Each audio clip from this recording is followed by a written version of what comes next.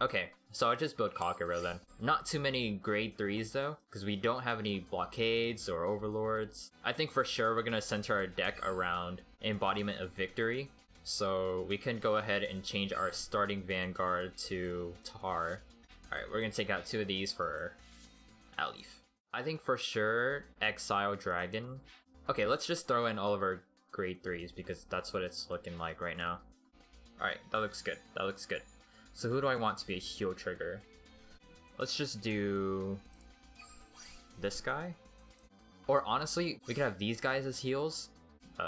Let's just switch this back. And then we could have Crested Dragon as a heal, because Crested Dragon is just gonna sit there. We could either do 4 crits, 5 draws, or 5 crits and 4 draws. And with the ride chain, and the fact that we already have Alif to go critical, I'm kind of leaning towards 4 crits, 5 draws. But who do I want to be a crit? Because if I make Alif a crit, we lose a crit. I could do 3 crits and 6 draws. Okay, if Alif were to be my Vanguard, right? I'd already have the ability to get into a crit, right? You don't need to have 3 crits on a Vanguard. Here, let me open the trigger set. Okay, so for sure, these guys down here, and Crested Dragon. The heal triggers are set, right? For sure. If I make Alif and Vortex Dragon as crits, and I use the Ride Chain, my deck would then only have 2 crits, right? Okay, for sure, I'm running at least 4 draws, so let's switch this guy to draw triggers. Okay, let's do this for now. At least I'll have 4 crits, 5 draws. I use the ability, 3 crits, 5 draws. It's still a decent amount of draw triggers, and it's still a decent amount of crits, but I could get stopped by perfect guards. And I'm also realizing my deck doesn't have any way to get rid of front row rear guards. But you know what, let's leave Vortex and Alif as crits and then everyone else as draw triggers. But now I'm thinking, is there really a point in having crits in the deck? Because with draw triggers, we can always draw into any grade 2s that we can use on the next turn, or boosting units. I'm kind of leaning towards your 9 draws. I don't know. Okay, we need to move on. Alright, grade 2s. We need Alifs. I only have 1 copy of this? What? We need Nahalem. Do I run Tejas? I'm realizing that I would have a Crate Elemental left, unless I ran like a copy of this card, which is pointless. I'm gonna put you in, and to be honest, I'm gonna have to craft 1 more Nahal. I could always find another Nahalem. Yeah, forget it. We're crafting another. So this is kind of our deck. 2 Tejases, 2 of this guy. This is just filler, but it's good for like Vortex Dragon or whatever if we ever need him. We also only have 1 copy of Vortex Dragon, so it's not really that useful. We got Alif for our Ride Chain, and then we have 4 copies of Nahalem, because it's good. Okay, grade 1s. For sure, 2 copies of Tejas. Or not Tejas, I meant Bari. Sorry. I have 3 bars. I might have to craft for a 4th. I slightly want to run Gojo. Let's just throw Snake Lady in. I'm thinking either Kim Nara or Jaren. I kind of want Jaren just because he's 7k.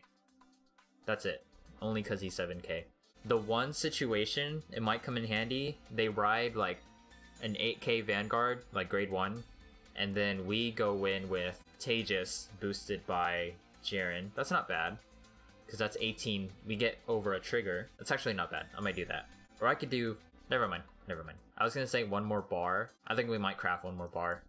Because I'm thinking get rid of Snake Lady, or just get rid of 1 Snake Lady, and replace it with Bar. I'm gonna do that. I didn't want to craft so many cards, because I wanted this to be a pure, what did I get from my deck build, but we work with what we got, so I get rid of Snake Lady. Alright, so we got 4 bars, 4 Dragon Knight Alifs, and then 2 for the Superior Ride. That's not bad. Okay.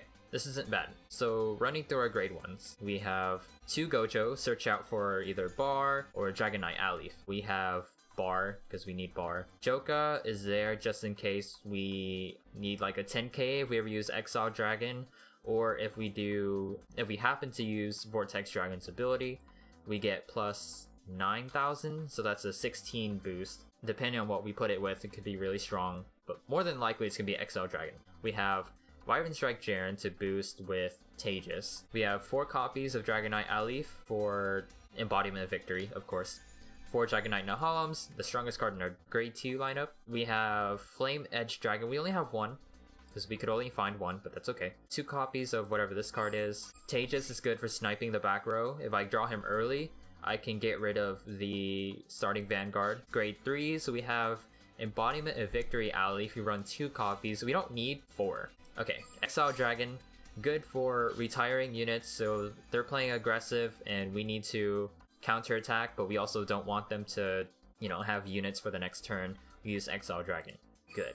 This card is pretty good. If I had Bar behind him, I could use him as a 21k row, or if I boost him with Joka, that'd be 20,000, which can both hit pretty well, like past a trigger. This guy is going to be our heal trigger, because I really don't like this ability. I'm really not a fan of this ability, because it's so luck based. That one and Crested Dragon heal triggers, and then we run 1 Vortex Dragon, because we only managed to pull 1 Vortex Dragon. But we work with what we have.